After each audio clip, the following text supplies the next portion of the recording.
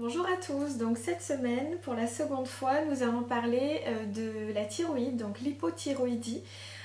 Comme je disais, j'ai énormément de patientes qui sont dans ce cas, donc je trouvais important de faire une petite vidéo avec des conseils dessus. Alors, pour ce second conseil, il faut savoir qu'en fait, l'hypothyroïdie va avoir tendance à ralentir le métabolisme de base, c'est-à-dire qu'au repos, vous allez brûler moins de calories que si vous n'aviez pas cette maladie en fait. Donc c'est vrai que du coup, on a tendance à manger pareil, mais comme on brûle moins de calories, obligatoirement, à un moment donné, on prend du poids.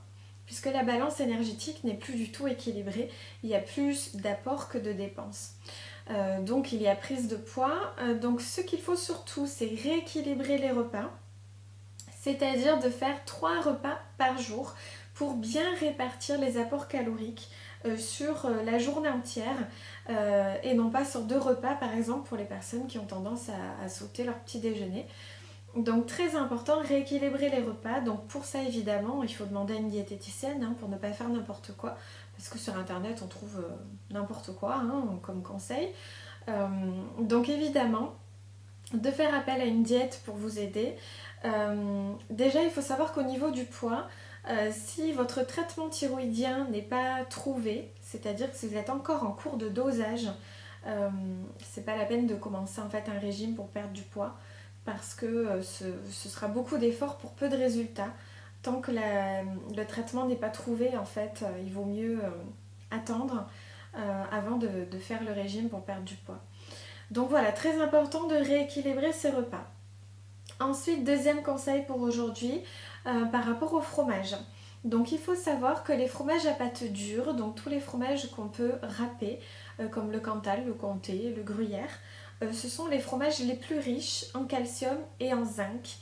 Et le zinc évidemment est très intéressant pour le contrôle de la thyroïde, comme je vous en ai parlé déjà la semaine dernière, puisqu'on le trouve aussi dans les poissons, les coquillages et les crustacés. Donc dans le fromage aussi on en trouve, notamment les pâtes dures.